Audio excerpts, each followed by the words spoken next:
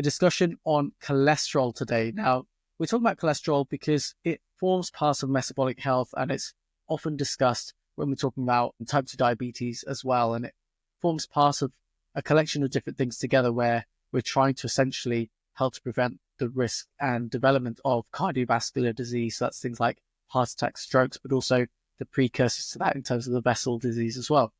Now, type 2 diabetes is one of the conditions that really significantly increases the risk of vessel disease, but so is having the abnormal types of cholesterol. So not cholesterol generally, because cholesterol generally is not seen as bad, but different types of cholesterol can be problematic. So if you're listening to this live, please do ask your questions. We've already had one in from Victoria, which says, "Hi, how often should I get my cholesterol levels checked?" I'll give you some quick answers and then we'll go into some more of the details. So in terms of getting cholesterol levels checked, I would say yearly is an appropriate time to get it checked. But again, it depends on your age. So if you're less than 40, you've had a cholesterol check and it is normal and you're generally healthy, and there's no other major medical issues going on, then it may not be necessarily to get another cholesterol check for a number of years. However, if you have other risk factors, for example, you're type 2 diabetic, you're over the age of 40, and there may be family history of cardiovascular disease, then you might want to get it done sort of yearly to consider if there's any changes going on.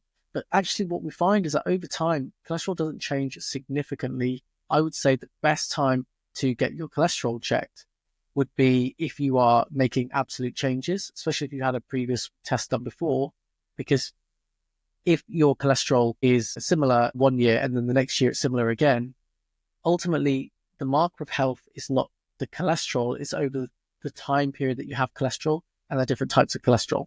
So let's go through into the cholesterol and talk a little bit more about it, and then hopefully that will give you a bit more of an answer as to when you might need to get your cholesterol checked. So first of all, what is cholesterol and why does it matter? Well, cholesterol is a fatty substance and it's found in every cell of our body actually, and we get it not only from our food supply, but we also make most of it. So around 80% of our cholesterol is synthesized by the liver. So if we're making it, surely then it must be helpful. And you're right, cholesterol is helpful. So it's essential for our health. The body needs cholesterol to build healthy cells. So every cell in the body contains cholesterol to keep it strong, to make hormones. Cholesterol helps to produce hormones like testosterone, estrogen, and cortisol, to produce vitamin D. So we use it to make vitamin D when exposed to sunlight, and then also for digesting food, because we need cholesterol to create bile, which helps to break down fats in food. Now, like I said before, the liver helps to produce most of the cholesterol that the body needs. So only a small amount of it comes from food. So if cholesterol is so important, then why do people worry about it? Well, the issue isn't cholesterol itself, but it's how it's transported in the blood and how much of it ends up in the wrong places. How does cholesterol travel around the body? Well, because cholesterol doesn't mix well with blood, the body packages it into tiny carriers called lipoproteins to help move it around. Lipoproteins are like little boats, essentially, that carry the cholesterol and fats through the bloodstream. And we often discuss lipoproteins as if they're the different types of cholesterol, but actually it's more the different ways in which cholesterol is stored. So although it's not absolutely correct to discuss the different lipoproteins as different types of cholesterol, this is commonly done.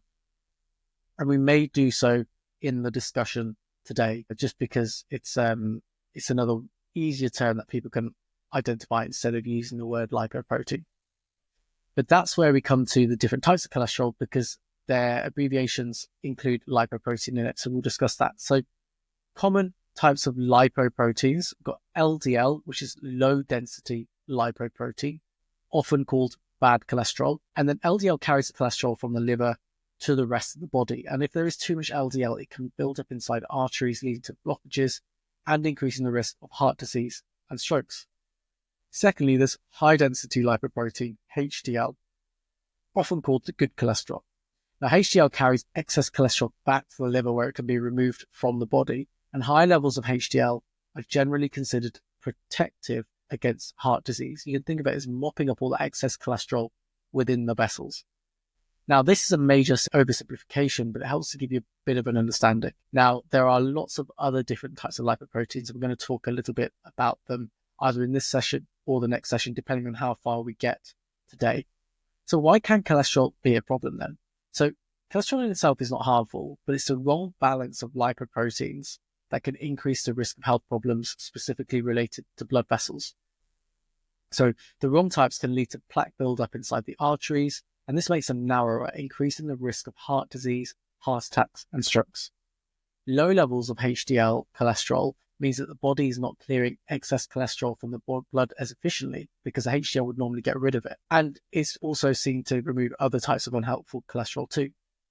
High triglyceride, which is another type of fat in the blood, can make cholesterol problems worse by increased number of harmful LDL particles. So like I've said before, LDL, I've oversimplified to say it's all harmful. Now, not all LDL may be harmful, and this is where it gets tricky. But when you have high triglycerides, you can increase the amount of very harmful LDL, which is called small, dense LDL. And this significantly increases the risk of vessel and heart problems. So the balance matters. I think that's a key thing to take home at this time. And the reason why it's complicated is because it's more than just good or bad. And there's a number of different sizes of cholesterol, and they can impact our health. So there are small, dense LDL particles. You can think of them as highly dense fat covered with a little bit of cholesterol, and they are more reactive and more likely to cause artery blockages. Triglycerides matter because they're more likely to develop into small, dense LDL, and then that can change the balance of lipoproteins. So more recently, in terms of the research, triglycerides has become more and more important. Then you might be thinking, well, what about total cholesterol? Well, total cholesterol is a measure of all your cholesterol together. Total cholesterol is all your cholesterol together. So it's adding up everything together. The LDL, under current guidelines, help to estimate the highest risk, but it doesn't tell us the full story because there's different types of LDL, which you won't generally get on your blood markers. Then there's HDL cholesterol, and the higher levels are better in most cases. And it's a good marker of good metabolic health because it's helping to mop up excess cholesterol in the vessels. You can think of it as going higher because the body's demanding use of cholesterol for other bodily processes. So the HDL is essentially saying, let's go grab that cholesterol in the vessels, let's take it to the liver where we can deal with it and create hormones like estrogen, testosterone, cortisol, other important hormones for the body. So it's actually doing something useful with it. High triglyceride levels suggest that you might be getting in too much glucose, fructose, or excess fat, and then that may lead to excess triglycerides because the liver is going to create triglycerides from glucose and fructose, and that may then increase the risk of heart disease because triglycerides are more likely to then lead to the development of small, dense LDL. Then you might want to consider them, because triglycerides is a higher risk, then you might want to consider the triglyceride to HDL ratio. Triglycerides are potentially the most harmful. HDL is the most beneficial. So getting a ratio between the two gives us a clue as to whether a person has more harmful types of LDL. Because when you're checking your blood tests, you're not checking different types of LDL, you're just checking LDL as a whole. Whereas it's the small, dense SD-LDL that we want to know about. However, in blood tests, you can't check your SD-LDL.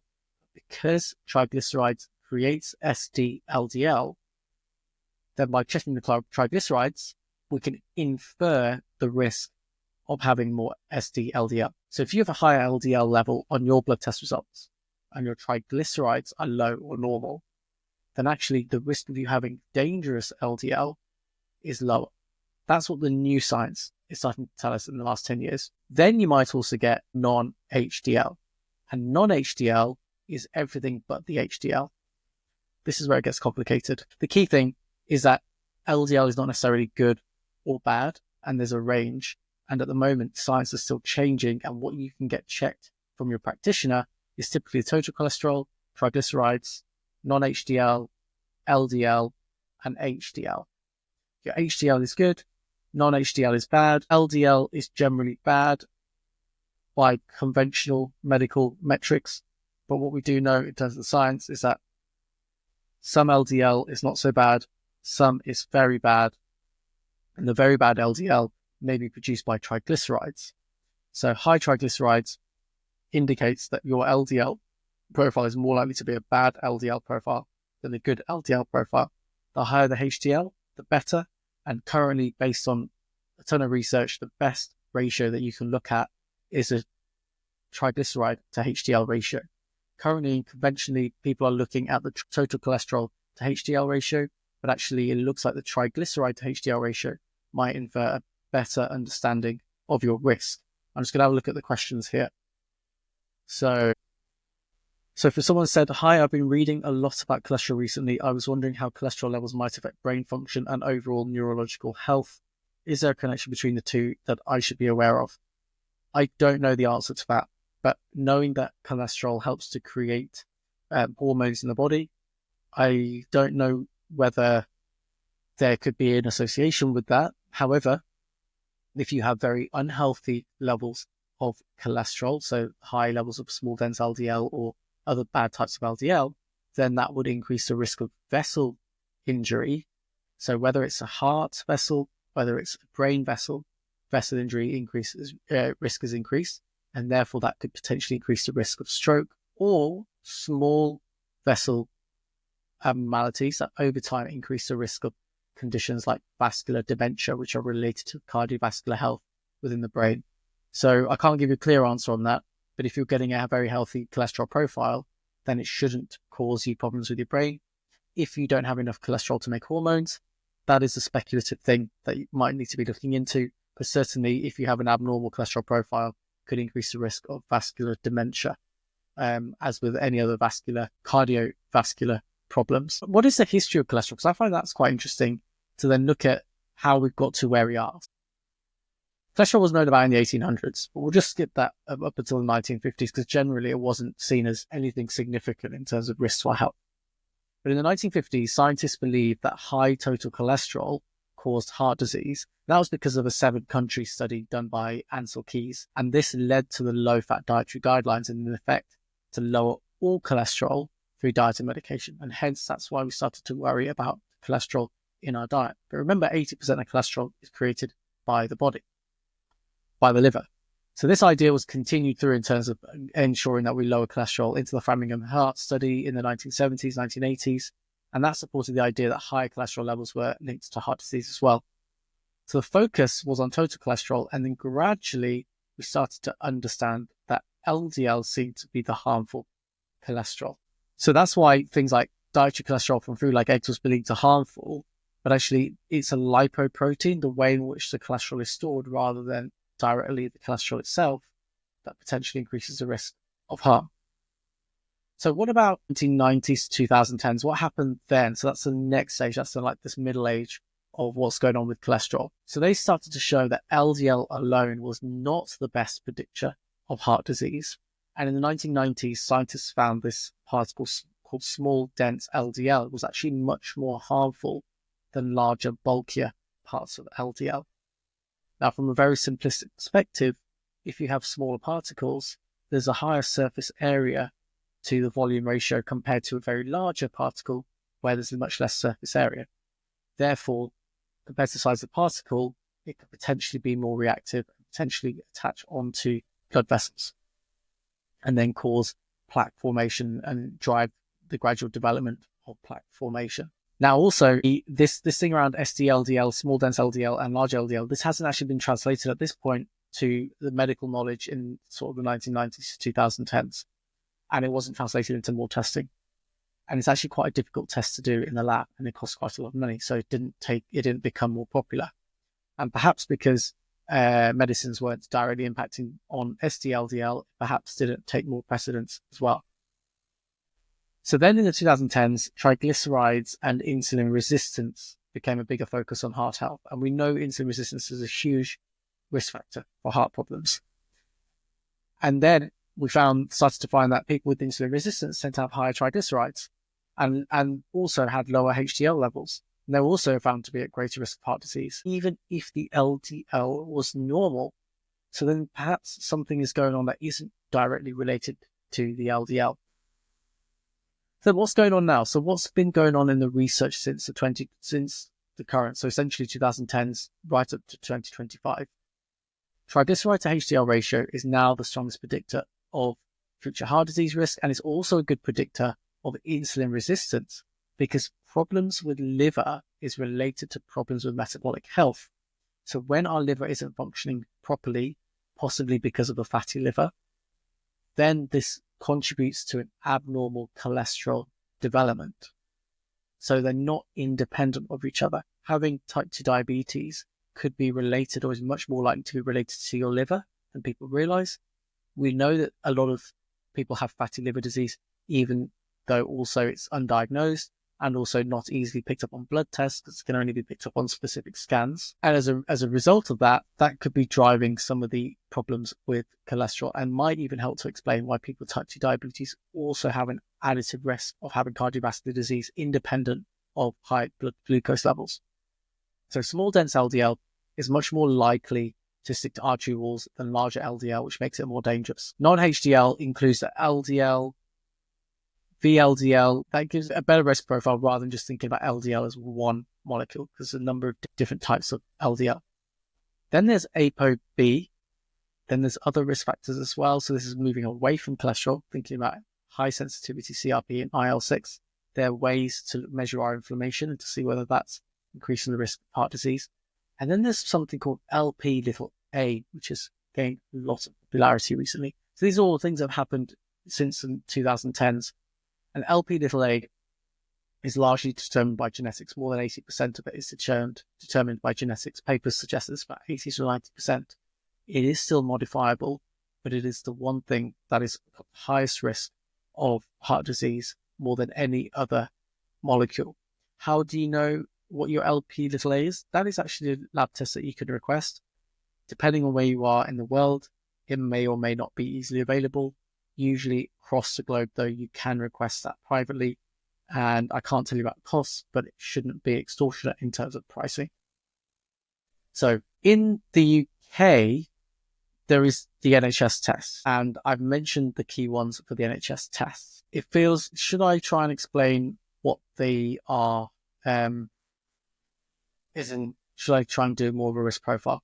I think I might do a case study at some point on this, on the breakdown of cholesterol profiles, because I think people, if you have your cholesterol results in front of you, going through them and really having them discussed can be really, really helpful in getting more insights into it, rather than just looking at it as a bunch of numbers on a table. In the UK, though, we do measure something called QRISK-3 or QRISK, and that's available if you just go on qrisk3.org or Google search QRISK-3, you'll see a calculator. This calculator essentially determines your risk of having a heart attack or stroke in the next 10 years, and it gives you that as a percentage. So it's not a linear risk if you were to think about 10 years in the future.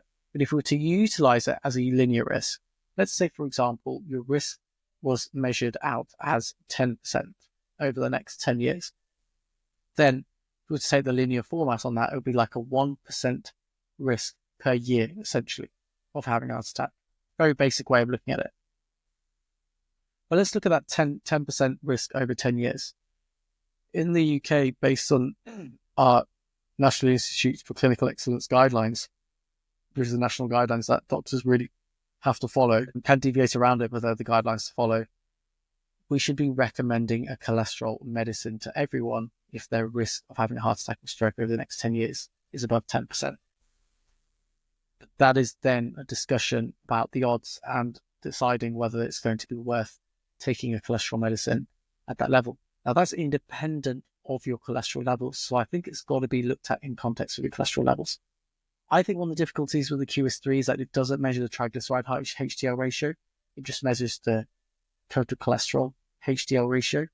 The problem with that is a total cholesterol HDL ratio doesn't tell us if the LDL is actually good or bad, whereas if we do a triglyceride to HDL ratio, the triglyceride is going to turn into more harmful types of LDL, which then can give us a better understanding of the most harmful types of LDL versus the most beneficial, which is the HDL. So that ratio should be more likely to be helpful. So let's talk about what the numbers you should be looking for in terms of your cholesterol. Let's just have a look here. So I've made some notes on this. There are different units globally. So I'm going to present to you the UK units, which are millimoles per litre. So this may not make sense for some people. But a total cholesterol of more than 5 is seen as high, but of course we need to know the breakdown. An LDL of less than 3 is seen as good. A HDL of more than 1 in men or more than 1.2 in women is seen as good. I would be pushing everyone to have a HDL of more than 1.2. Triglycerides of less than 1.7 and a non-HDL of less than 4, which includes your LDL. What's the key thing that you should know regardless of whatever units you're using? The key thing should be that your triglycerides should be lower than your HDL. So whatever units you're using, if your triglycerides are lower than your HDL, then your cholesterol profile is likely to be pretty good, because that infers a ratio of less than 1 of triglycerides divided by HDL. If your triglycerides are higher than HDL, let's say for argument's sake, triglycerides are 1.2 and HDL is 1, then your ratio is 1.2, so it's above 1. So your ratio of triglycerides is higher, then you're more likely to be at risk of having problems with your cholesterol profile. But 1.2 actually isn't bad. So just to qualify that, it's just that that's a low risk still, but you've got to go even higher on your triglycerides to have a higher risk. But if it's less than 1, it's really, really useful. And why is this helpful in terms of your risk? So let's actually quantify that risk. So if you have a triglyceride HDL ratio of below 1, your risk is extremely low. Below 1.5, so let's say triglycerides is 1.5 and your HDL is 1, 1.5 divided by 1 is 1.5, your risk is still pretty low. But if you are between 1.5 to 2.5, you actually have a 50% higher risk of developing a major associated cardiovascular event compared to those less than 1.5. And if it's above 2.5, that's the ratio. So for example, if your triglycerides is 2.5 and your HDL is 1, then that's a ratio of 2.5. You actually have a more than double risk of having a heart attack or stroke or another type of cardiovascular event, 120% higher risk. Just working out, I said more than double, 120%. Yes, correct. 120% more than double high risk. So what about the measures that you can actually look at in terms of your blood test result? So you will be able to see a non-HDL. If you're online, if you've got Google in front of you and you're not using the UK units, you can just search UK to US, UK to Canada units, and so you can check this in as well. So in the UK, below 4 millimoles per litre is seen as good. 4 to 5 is a 20% higher risk of having a significant problem. And above 5 is a 60% higher risk. So you can see a really significant move upwards in terms of your non-HDL. Now, there is another test which you can calculate, which I believe is probably one of the very important tests because of the risk. And you won't get this automatically calculated, but you can calculate it yourself. Do the total cholesterol minus the HDL minus the LDL. That is likely to show where the biggest risk of problems are. Typically what I find is when people are improving their metabolic health, total cholesterol may not change so much, but actually the amount of remnant cholesterol, that's total cholesterol minus HDL minus LDL, is changed and it's much, much smaller. So if that is below 0.5 millimoles per litre, that's really, really good. 0.5 to 0.8 is moderate, so it's a 35% high risk, and above 0.8, so if it's all sitting in there, that's much, much higher. Let's just quantify this on your cholesterol results. So let's say your total cholesterol is 5, your LDL is 2, and your HDL is 1. So the non-HDL includes the LDL. So non-HDL is 5 minus 1, so total cholesterol 5, HDL 1, total non-HDL is 4. And of the 4, 2 is LDL. So therefore the remnant cholesterol, which is total cholesterol minus HDL minus LDL, is 2. So you're in a moderate high risk. But if your LDL, which is what doctors are generally saying is your highest risk, is 3 and your total cholesterol is 5 and your HDL is 1, then your non-HDL is still 4 because it's 5 minus 1, so total cholesterol 5 minus HDL 1. But the balance of the highest risk cholesterol is more tipped towards non-HDL. So despite having a higher LDL, your risk profile for having a heart attack or stroke is actually lower than if you had a lower LDL, because now you've got more of your LDL and more of your non-HDL as remnant cholesterol, which doesn't include the LDL. Now that seems confusing for a lot of people. Unfortunately, this is why there's problems with reading cholesterol. And even when you look at the current guidelines, they look at total cholesterol divided by HDL. They don't even calculate or think about your LDL level. Yet cardiologists are telling you that the lower the LDL, the better the impact on your heart. Well, they're right. They're not wrong. The lower the LDL does matter, but actually it depends on the type of LDL too. So some key takeaways from today. LDL alone does not tell the full story of cardiac risk. Non-HDL is a better predictor than LDL alone. And in the UK, new guidelines, this is national guidelines, tell us that non-HDL is what we should be looking at instead of LDL. A high triglyceride to HDL ratio more than doubles the risk of heart disease. Remnant cholesterol is an overlooked risk factor, which increases your risk by 90%. Now, understanding these markers will actually help you to make better decisions about your health and perhaps even help to reduce your concern about your cholesterol or understand how your healthy actions are actually improving that. Now, Nina, you did ask about the foods about cholesterol. So that is something that I will discuss on the next talk next week. And next week, what we'll do is we'll cover more about different types of diets for cholesterol and how it can help. But I'm going to give you a little answer right now in case you want to just get some clarity on that. I'll give you them now. So the Mediterranean diet has been shown to reduce LDL, improve HDL, reduce triglycerides, have anti-inflammatory effects. Lower carb helps to reduce triglycerides because triglycerides are formed in the liver from excess glucose and fructose.